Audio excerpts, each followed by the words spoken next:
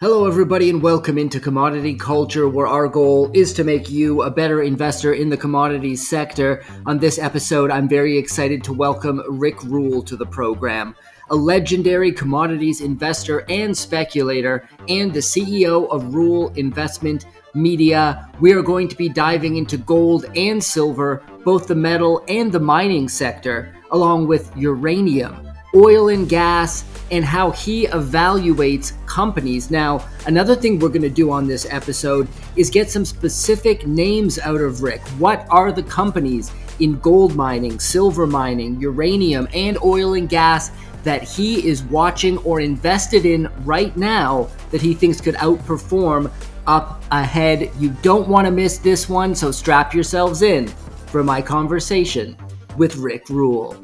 Rick Rule, it is great to have you back on Commodity Culture. I want to kick things off with the question of gold revaluation, which has re-entered the spotlight since the Federal Reserve recently released a note called Official Reserve Revaluation, the International Experience, which describes how 5 different nations used gains in their gold reserves to raise funds. Now, there's been a lot of speculation that this is a prelude to a potential gold revaluation in the U.S.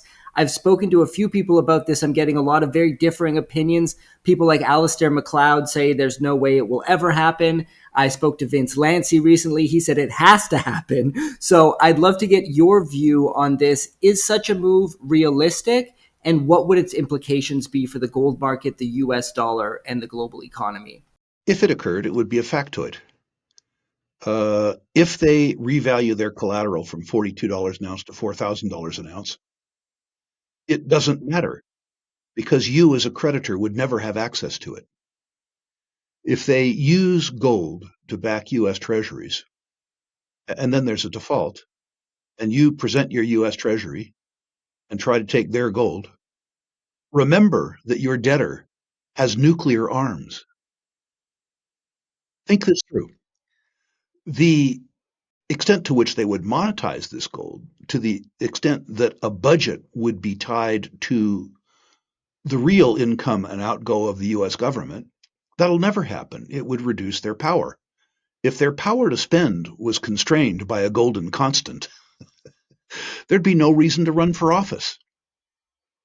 So, could they revalue the gold? And could they use the gold that they allegedly have at Fort Knox to make the U.S. seem not so far underwater? Sure. Would that matter to the efficacy of the U.S. dollar? Certainly not, because the creditor could never perfect against the collateral. Jesse, I've been a lender for 50 years, and I have no interest in collateral that I can't perfect against. And do you think it would have any implications for the gold price at all? Yeah, for 6 weeks. People are dumb.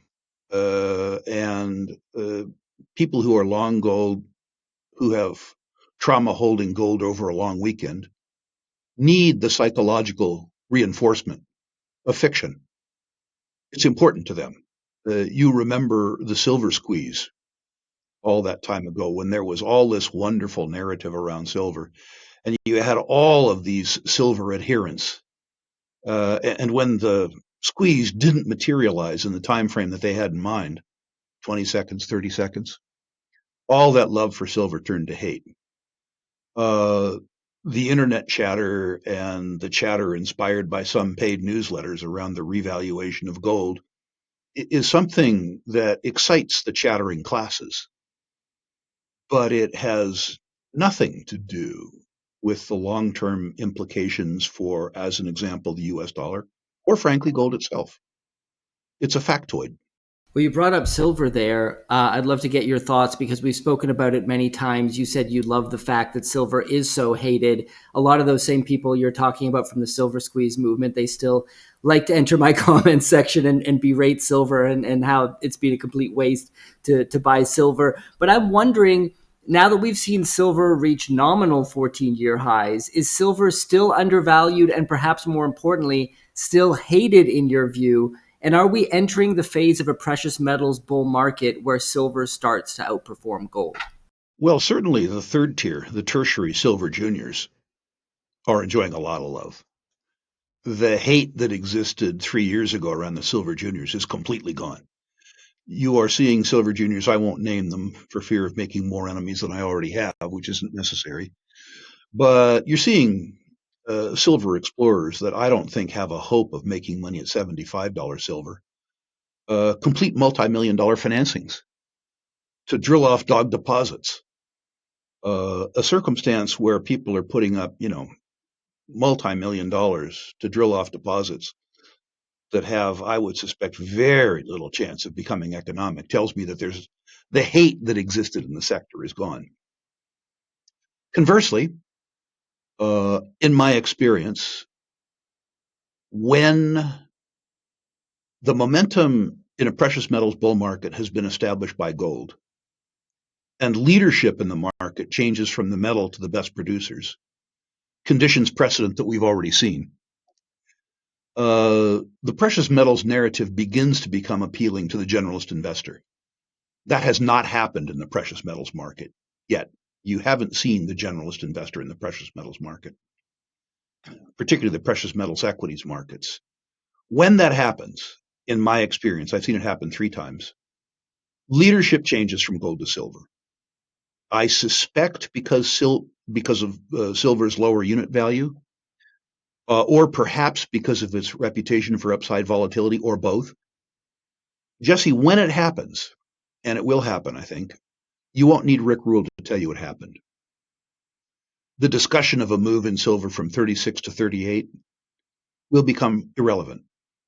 When silver moves, it is a truly spectacular event. I don't know when it's going to happen. And given that I don't know when and I don't know how to know when, I don't try. What I've learned is that if you have an asset class that you think could triple, and you think that the increase in the asset class will be magnified 2 or 3 times in the higher quality equities around that asset class, if you're 2 years early, it doesn't matter. The rent that you get paid when the event occurs, if you think that the event is a probability as opposed to a possibility, the rent that you get paid is so extraordinary that the holding cost of maintaining a position for a year and a half, or 2 years in anticipation becomes negligible, absolutely negligible. Now, I need to say that when the high quality junior stocks a year and a half, 2 years ago were really roundly hated.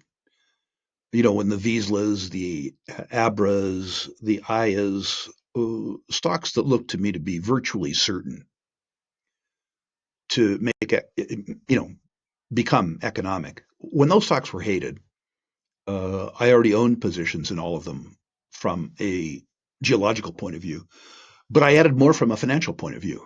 I thought when the hate dissipates, these stocks are going to absolutely have a bounce. That turned out to be true. And the stock that I bought as a consequence of my believing that they were hated, I'm giving back to the market now. The reason to own that stock has gone away.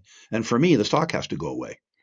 That doesn't mean I'm selling my core positions in those stocks. I'm not selling my core positions. But I added stock in excess of what constituted a reasonable core position for me. And that stock's being sold. And now a quick break to hear from our sponsor, ARC Silver Gold. Osmium owner Ian Everard is considered one of the most honest and level-headed gold and silver dealers in the United States, praised even by his competitors. So give him a call today to take advantage of the specials right now. Silver Kangaroos 2023 1-ounce coins, mint fresh, only $2.47 over spot. Mint fresh silver maple leafs 2025 coins, 1 ounce, $2.87 over spot. While supplies last. Reach out today at 307-264-9441 or by email at ian@arcsgo.com, and make sure to tell him that Commodity Culture sent you. And now, back to the interview.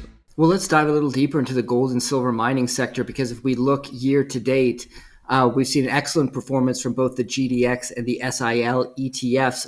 both up over 60%, massively outperforming gold and silver and completely smashing all three major indices, the NASDAQ, S&P 500, and the Dow Jones. Clearly, it looks like to me the precious metals miners are in a clear bull trend.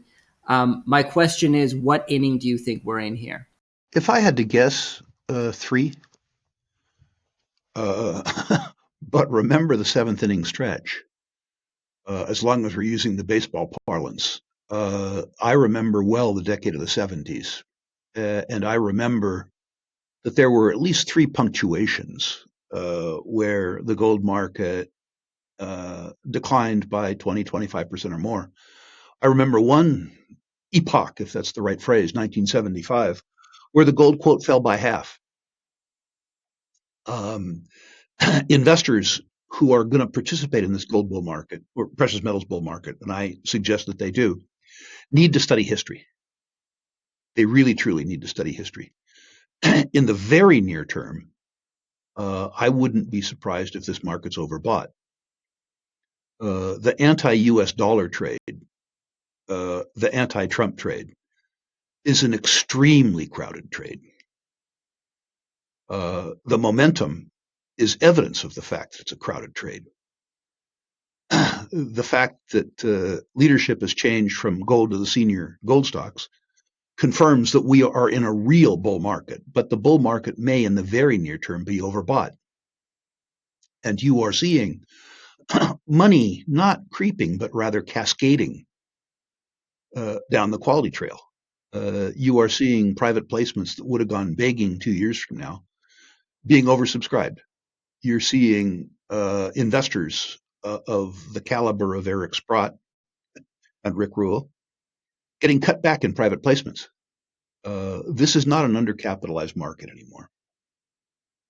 So, in the very near term, a couple other observations. There's a lot of liquidity in the market, and risk-off assets, tech stocks, gold stocks, are moving very well. The VIX, the graph of the VIX looks like the electrocardiogram of a corpse. There's no fear in the market. So I think you need to keep that in mind. What would put the gold market on steroids would be a major interest rate cut in the United States. That would signify to investors and savers worldwide that American society, reflected by American politicians, had no interest in maintaining the sanctity of the US dollar. We saw that at the end of 1975, when, through 1975, the political will of the United States was to deal with inflation by raising the interest rate. We did that, cratered the gold price, knocked it off by half. Also, cratered the Dow, cratered housing starts, uh, obliterated the long bond market, and Congress lost their nerve. And the Fed at the end of 1975 instituted a major, major reduction in interest rates. That set off a romp in the bull market in gold. Gold went from $100 to $850. My suspicion is if you saw a major interest rate cut in the US or a series of smaller cuts, then the game would be on in earnest. And would you be able to give us some names, some high quality names in the gold and silver mining space that you think could outperform up ahead? And for the time being, perhaps we can set aside the best of the best, your Wheaton Precious Metals, your Franco Nevadas, your the big ones, the Newmonts, Barricks, Agnico Eagles, and maybe down to the developer space. Obviously, with the caveat that it requires a lot of due diligence on the part of investors and speculators to determine if these are worthwhile speculations. But perhaps you could shed some light on some companies that you think might outperform up ahead in the gold and silver mining space. Well, first of all, I'm not going to set aside the best of the best, despite the fact that they may or may not be of interest to your subscribers. Portfolios need to be constructed primarily of the best of the best, and there is a lot of room left in those stocks. I would suggest, with Agnico as an example, the development pipeline suggests that it can grow like a junior. But since you've asked me to set it aside, I will set it aside, having not set it aside. Your subscribers need to compose their portfolio primarily of high quality names. There's no particular sense in being right about the narrative and taking too much risk in stock selection. But coming down the quality trail, there's a whole bunch of places, literally a whole bunch of places that you can go.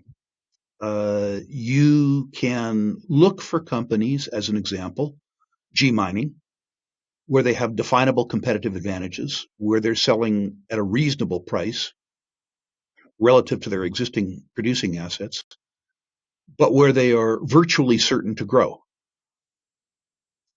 If the market doesn't reward that company will be taken over.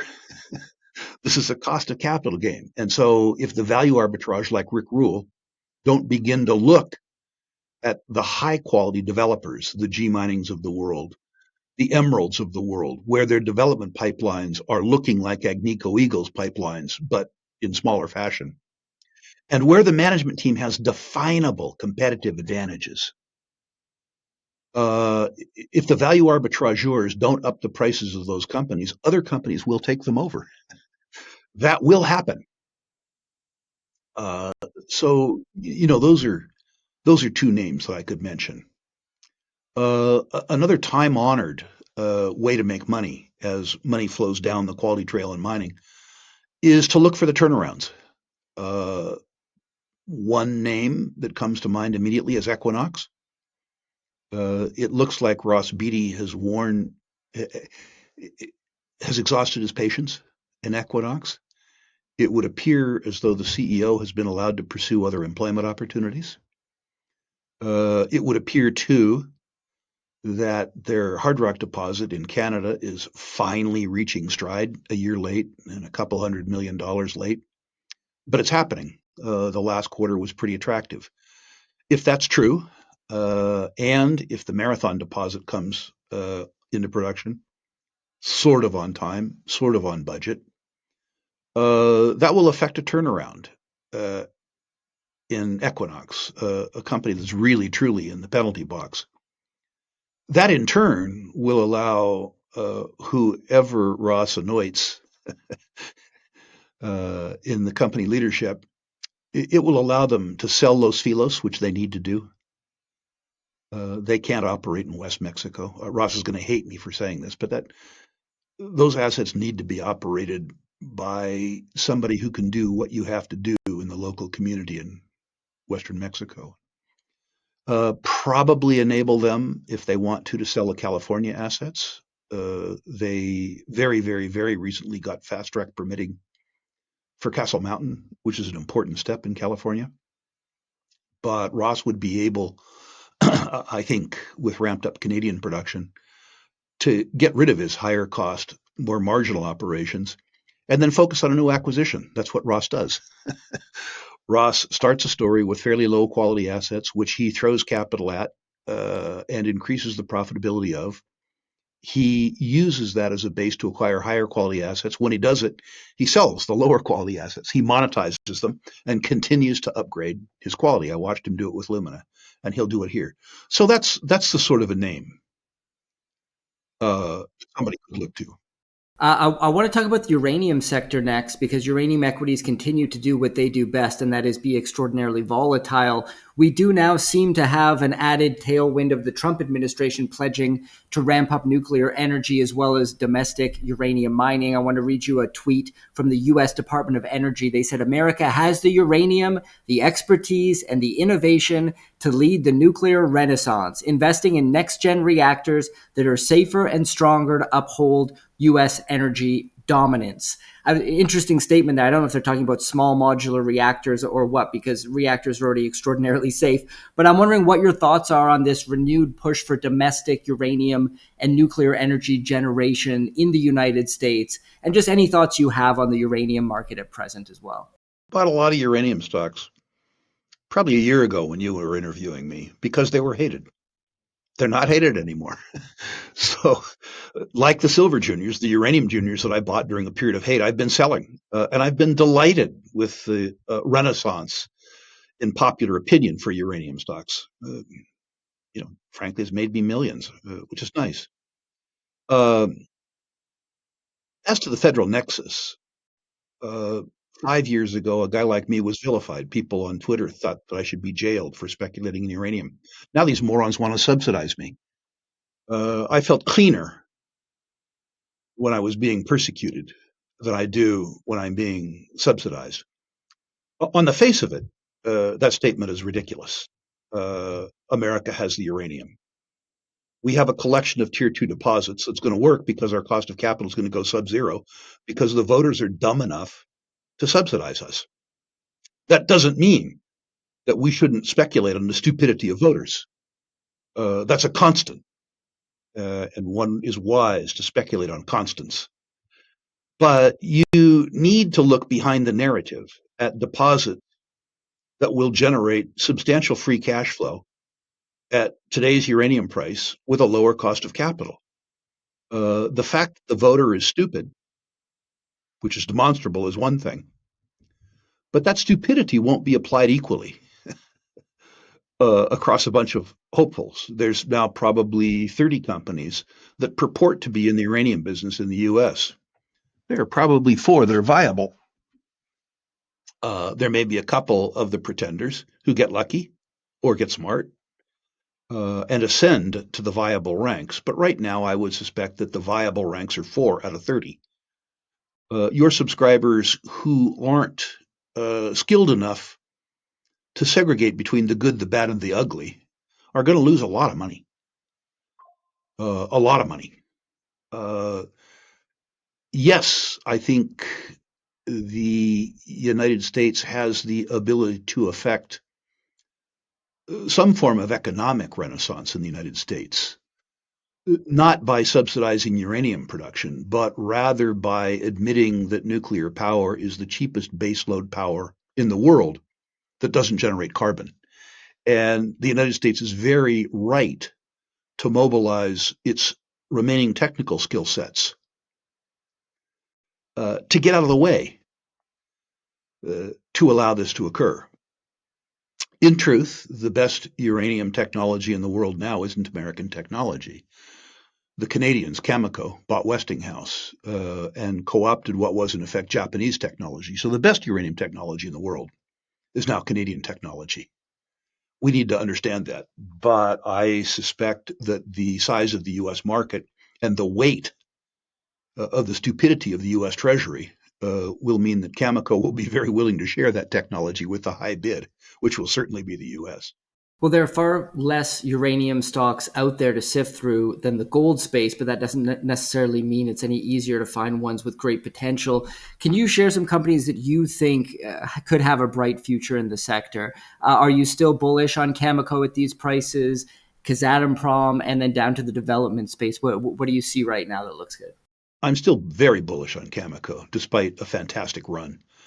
My concern with Cameco, and I expressed that in an interview that you did with me on behalf of VRIC, was their takeover of Westinghouse. It wasn't clear to me that the mining company management was capable of running an engineering firm. And the first 2 quarters financials reflected that. It turned out that they were writing down everything they could in the Westinghouse acquisition. And the last 3 quarters have been spectacular. So it would appear that this integration is going to work. And if this integration works, you get a brand new Cameco. You get somebody who, yes, is a uranium miner, but they're really selling watts.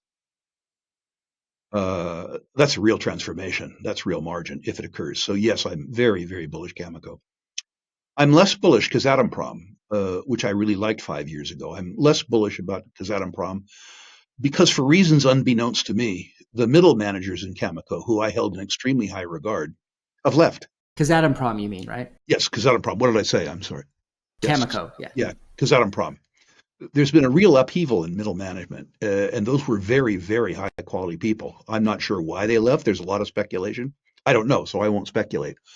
What I will say is their failure to restore effective production in Kai and the upheaval in middle management has caused me to rethink my Kazatomprom position, and it's gone. It was my largest uranium position, and I took the money sideways from Kazatomprom into Cameco.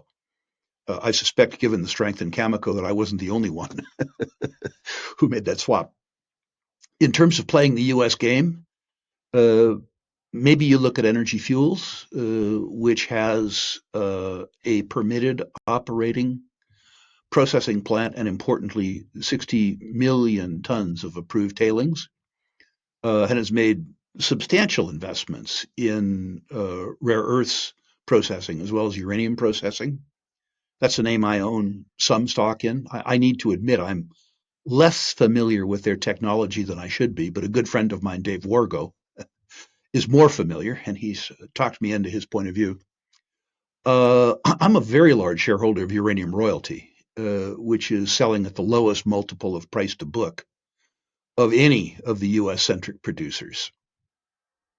And I would suggest on a valuation basis, and also because the royalty and streaming business is such a good business, that people who want to play the uranium theme in the United States consider uranium resources. The best constituency in the U.S. uranium business is UEC. Amir Adnani has worked for 25 years and probably spent $100 million building a 100,000 shareholder constituency at UEC, and there's no constituency as interested in hearing good news as an existing shareholder. So that stock is extremely sensitive to sentiment about uranium. It's also a $4 billion market cap. I own it as a consequence of my fondness for Amir and the fact that I've sold enough stock that the rest of my stock is for free. I have no basis in it.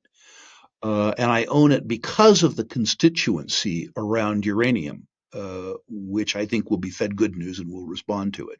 Well, you mentioned previously being reviled for investing in uranium, and now the tables have kind of turned where the world is embracing nuclear. I think one area where we can still be reviled is the oil and gas space, one that continues to look tremendously undervalued in my view. WTI crude, I haven't checked today. Yesterday it was at $63 a barrel or $63.75, somewhere around there. A lot of the equities seem to keep getting hammered. Many people I speak with think we're in for a global recession and are calling for a sub $50 WTI price. And it feels like one of the most hated. I don't even know if it's hated. It's just forgotten. People don't even talk about it anymore. It's funny. I used to do interviews with oil and gas experts on this channel, and I stopped because nobody would watch the episodes. Is the oil and gas space a contrarian's dream right now, or is some caution to be warranted? I think it depends on the speculator or the investor. It's odd. You know, when I was young, Jesse, and I had lots of time left on Earth, I didn't have much patience. Now that I'm old and I don't have much time left on Earth, I have a lot of patience. It isn't because my time preference has changed. It's just because being an investor for 50 years has taught me that things take time. I sincerely hope that the oil price goes below $50 a barrel.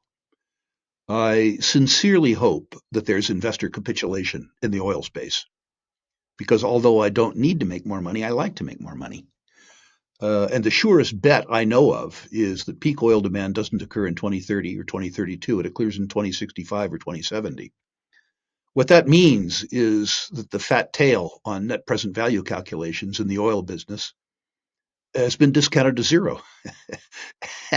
It's worth a lot more than zero, a lot more than zero. Now, the weakness in the oil price against flat production would seem to tell me, I'm no economist, but it would seem to tell me that we're not staring at a recession, that we're in the early stages of one. Oil is even more economically sensitive than copper, and it isn't sensitive to perception. Uh, it's reactive to reality. You will recall in the early days of the COVID event when air traffic and automobile traffic fell off the table, that the oil price fell from $85 a barrel to briefly sub-zero. That's an economic response because the stuff is cheap and it doesn't store particularly well. When you produce it, you sell it because you can't afford to store it. And I think that the oil quote that you're seeing today and the weakness, particularly in AECO, Alberta gas prices, is a function of the fact that demand for energy, which is very economically sensitive, is weaker than we expect. and it could be weaker still. I also believe that the American oil and gas industry is probably selling at half the net present value of their demonstrated cash flows from reserves and resources, and that the Canadian industry sells at a discount to the American industry. I'm a very large holder of things like Exxon, to a lesser extent Chevron and Occidental, Devon and Equitable in the U.S., and unrealistically large shareholder of a basket of Canadian oil stocks. I say unrealistically large because for them to succeed would require the leadership of Canada, who is anti-oil, to get out of the way. In other words, I'm betting against the venality of politicians. Probably a really stupid bet on my part. But they're so cheap. The Arc Energies of the world, the Freehold Royalties of the world, the Tourmalines, the Peytos, the Birchcliffs, they're so cheap that I can't not own them. I hope, I hope, and I own millions of dollars worth of this stuff. I hope they fall in price by 50%. Uh, at 72 years of age, I would love a no risk, no brainer 5-bagger that paid me substantial dividends while I waited. And that's what the oil industry feels like to me if the oil equities have another price decline. There's history around this, Jesse. I remember back to the late 1980s, early 1990s, the last time that people thought that oil would never catch a bid. And a bunch of the Canadian juniors had financed themselves in the junk bond market. And the quotes on these things just fell apart. They absolutely fell apart. I remember Mark Resources, I think was the name of it, had a 5-year bond, unrated junk bond. The cover yield was 12%. Remember, this is a higher interest rate environment.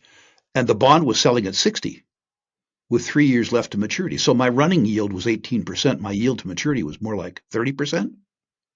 And you could buy that bond all day long. The bond was extremely well covered by proved developed producing reserves, but the sentiment in the oil and gas space was so bad, and the sentiment in the junk bond space in the aftermath of the Drexel blow-up was so bad, that they were giving this bond away.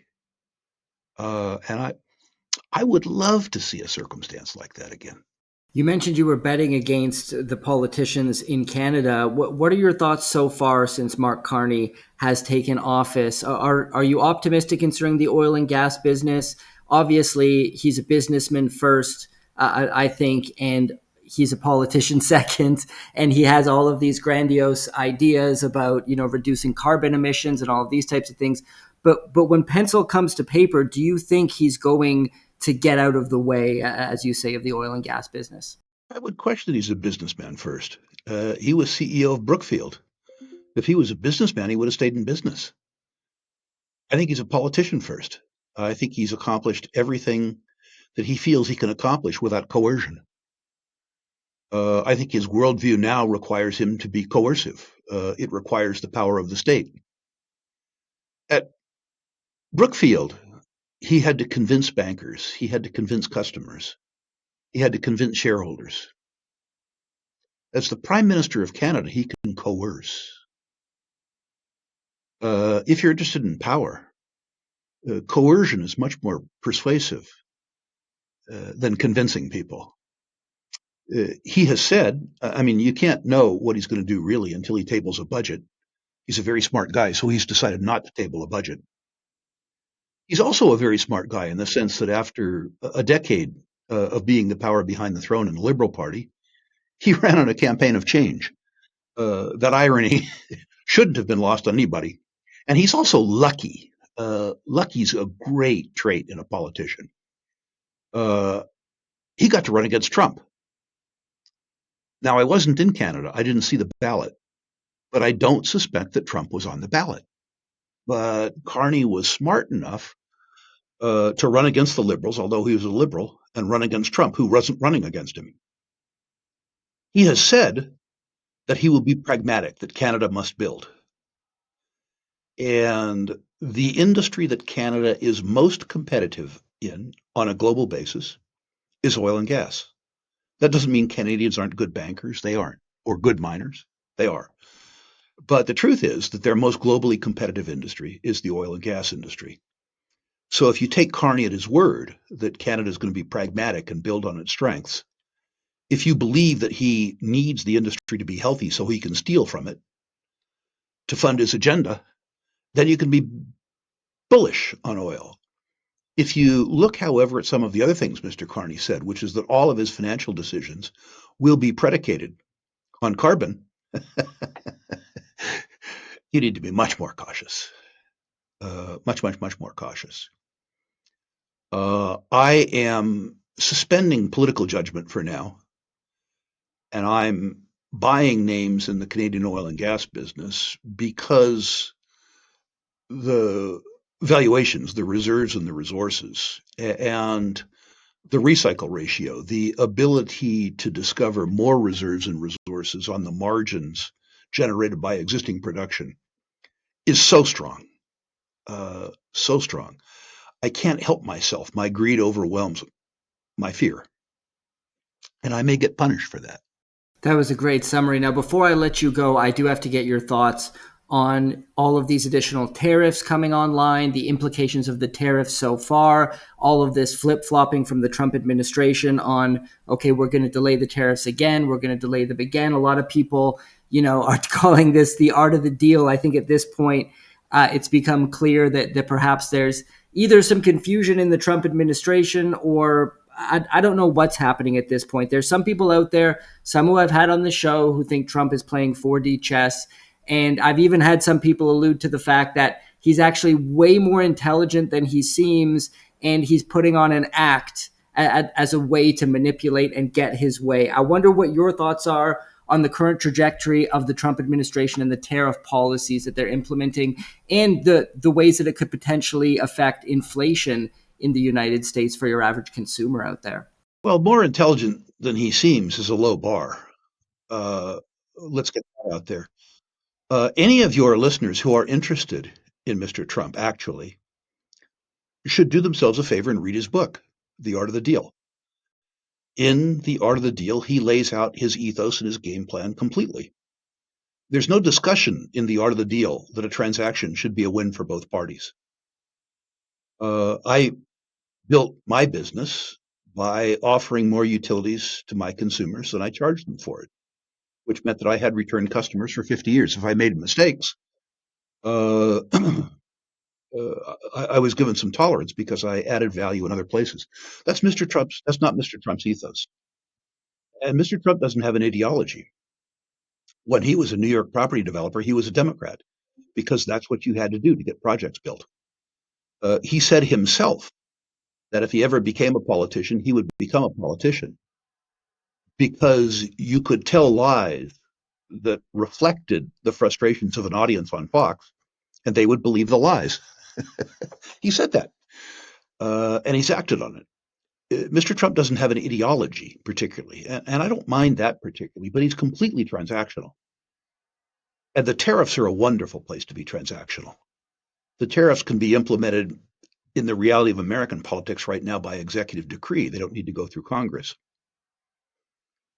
which means that Mr. Trump can use them to reward his friends and punish his enemies.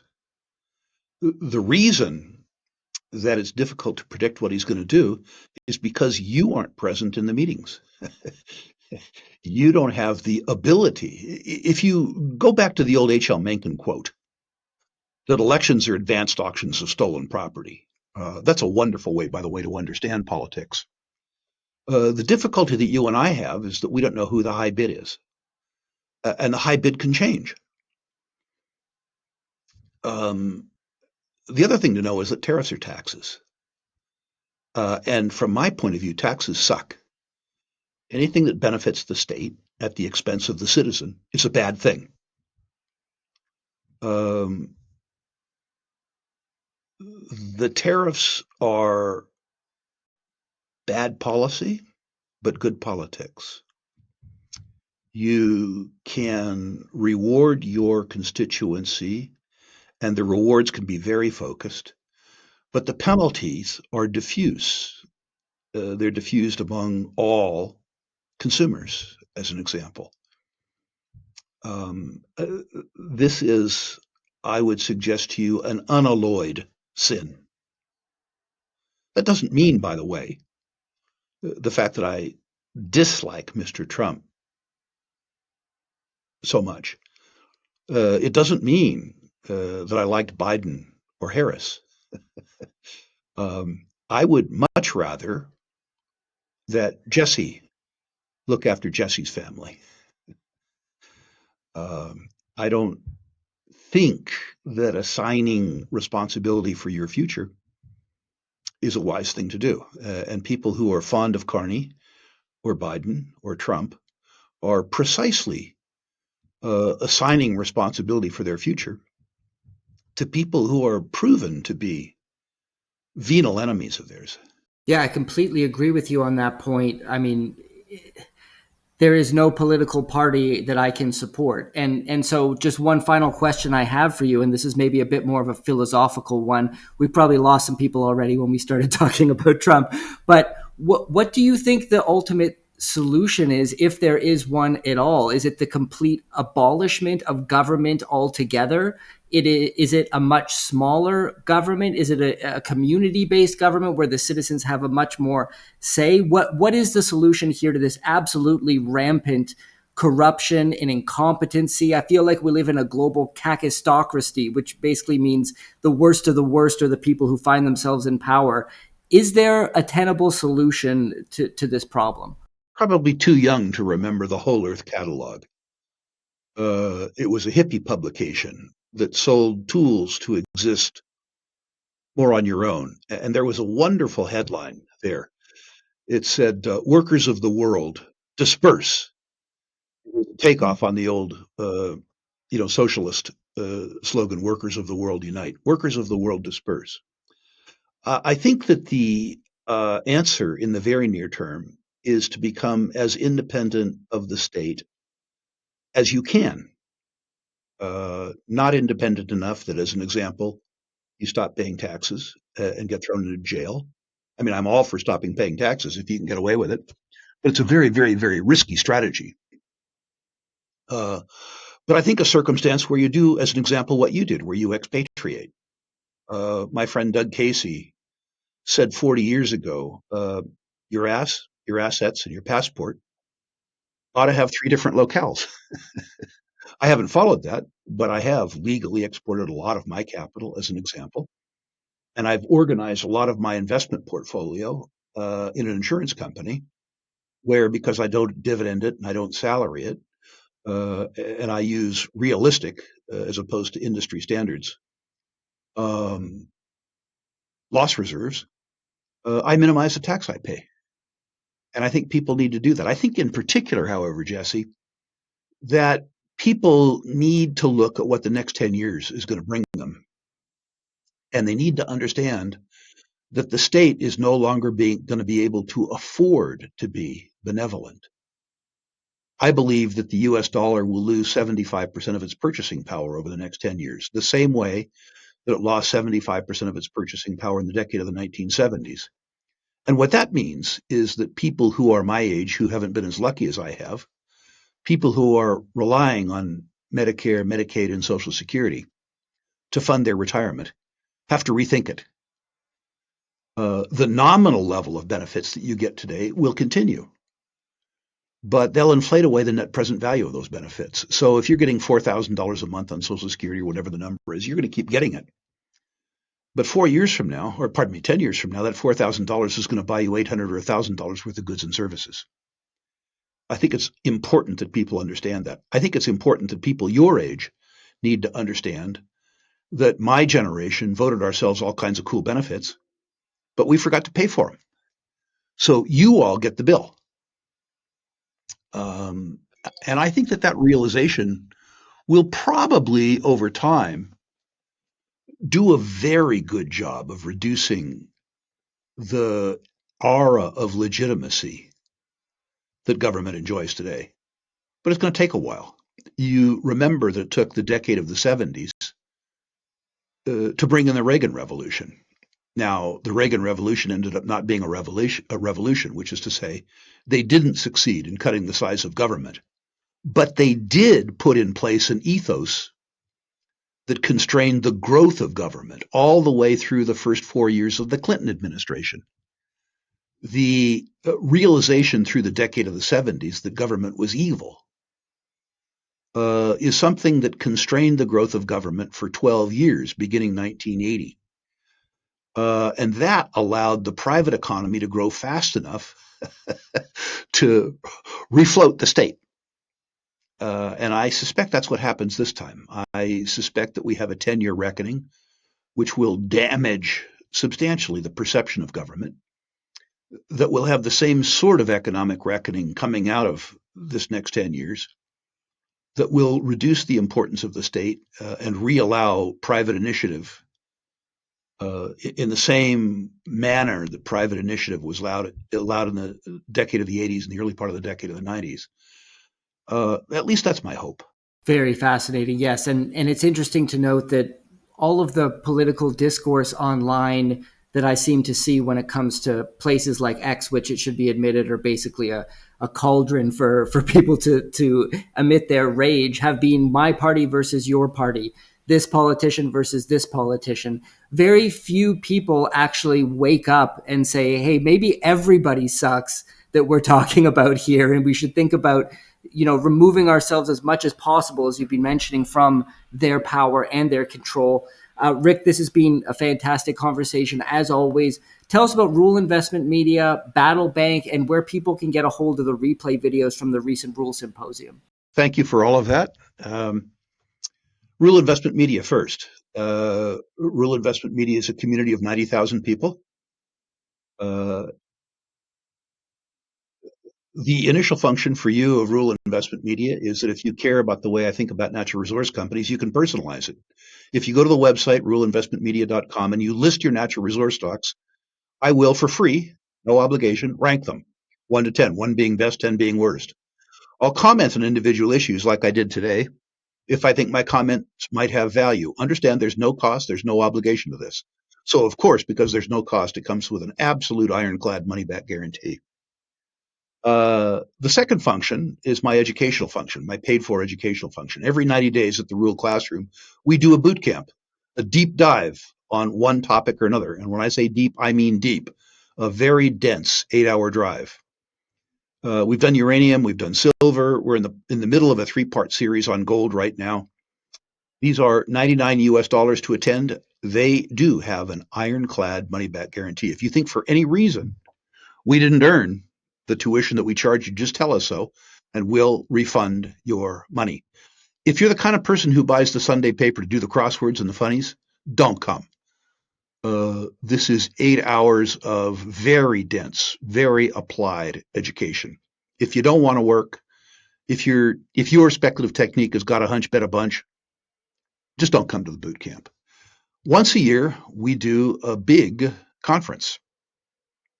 This year, well over 2,000 people attended between live and live stream. This is also a paid-for event. We've been doing it for 30 years. We do a pretty good job of it. And it comes with a money-back guarantee. We give you 55 hours of programming in 4 days, more than you can absorb, by far. I put on the conference, and I have to play the recordings. Those recordings are available to the people who attended the conference after the conference, but they're available to everybody else, too, for a fee after the conference. Once again, 100% money-back guarantee. We had over 2,000 paid attendees this year. So far, 2 people have asked for their money back. So given that the rate of people that felt unsatisfied was less than, 1/100th of 1%, we feel like we're doing a pretty good job for our people. Those tapes are available. And as I say, there's a full money-back guarantee. What you won't get back is 55 hours of your life. I put on the conference. I organize the speakers, I assign the topics, and I have to play the tapes. So that'll tell you something about how much value they might offer somebody who's looking for a good education. I should say some things about the conference. There's a lot of good conferences out there, including the one that you're part of, the VRIC. I would say what's useful about our conference is, first of all, when we do global macro, we don't have global macro being done by journalists or failed journalists. We have global macro being done by players. David Stockman ran the Office of Management and Budget. Nobody can talk about the budget better than him. Nomi Prinz was a partner at Goldman Sachs. She can talk about the intersection of Wall Street and Main Street because she lived there. Daniela DiMartino Booth talked about the Fed because she was a researcher at the Dallas Fed. You get the point. We go on to analysts, and these analysts aren't juniors from some second-tier brokerage firm that finances the conference. Rather, they're portfolio managers who've spent 3 or 4 decades in natural resources through good markets and bad, telling you what they did and how to do it, how they did it. All of our exhibitors, public company exhibitors, have to be owned in the accounts of the conference sponsors. So they're all vetted. That doesn't mean, Jesse, as you know, unfortunately, that because I own a stock, it goes up. But it does mean that the selection process was fairly rigorous. So for all of those reasons, for serious investors and serious speculators, an investment in the recordings of the conference is a good investment, particularly because it comes with a money-back guarantee. It's the only financially riskless transaction in mining. Where can people get those recordings? 2 ways. You can go to Rule Investment Media when you submit your stock portfolio and write in the question or comments, recordings, and I'll make sure that you get contacted. Or you can go to Rule Symposium 2025, and sign up for the recordings, and we'll happily sell them to you. Great. And quick plug for Battle Bank before I let you go. Sure. Well, finally, we're at the dawn of Battle Bank. We tried, as you know, Jesse, for 4 years to get regulatory approval to start a new bank. We weren't alone. There's over 120 companies in application. 2 got approved last year, which tells me something about what we needed to do. So we bought a bank. We bought First National Bank of Uppsala, Minnesota.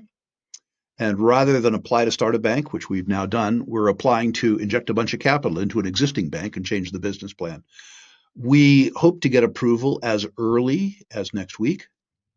Then there'll be a sort of a 90-day shake-in period where we test the products and services of the bank with a few people like me who would be forgiving about operational failure. And then we'll open the bank, which is going to be great. You know, but many of your listeners don't, that we repeated a process that we started in 1999 where we built a bank called Everbank from $0 to $28 billion before we sold it to TIAA CREF.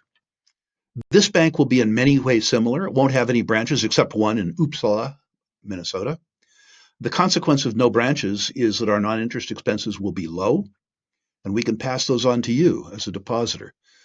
Unlike all of our banking competitors, we will have one high-yield money market account with no fees, and we'll pay you interest on your checking. If you're interested in interest, which you should be, you should think about Battle Bank.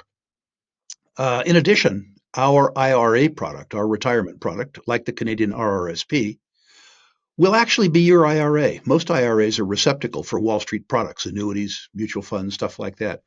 In our IRA, you can own a duplex or a triplex. You can buy a franchise. You can invest in crypto. You can invest in private equity without Trump say so. Your IRA becomes your IRA. And then finally, on the asset side of the ledger, mercifully for me, none of my competitors in American banking think gold and silver are good collateral, but I do. At Battle Bank, you will be able to access the capital that you have tied up in your gold and silver with a margin account. So that, as an example, if you need money during a market downturn to buy a duplex or a triplex, for whatever purpose, you can access that capital without selling your gold and silver and paying the capital gains tax. There's no requirement that you borrow. We can establish a line of credit. So there's no point in paying interest on capital that you're not using. But when you need to use it, that capital will be available to you. I'm delighted to say there's almost 18,000 people on the waiting list. We would love to have new people on the waiting list. you can do that at battlebank.com. Great. Well, I'll put a link to that in the description, as well as links to the Rule Symposium replay and Rule Investment Media. Rick, as always, it's been a pleasure to have you on. Thank you so much. Pleasure. I look forward to seeing you at the VRIC, if not sooner. And thank you for the opportunity to visit. And thank you for joining us today. As a reminder, this episode is brought to you by ARC Silver Gold Osmium. Take advantage of their specials right now. Silver Kangaroos, 2023 1-ounce coins, only $2.47 over spot. Silver Maple Leafs, 2025 1-ounce coins, only $2.87 over spot. While supplies last.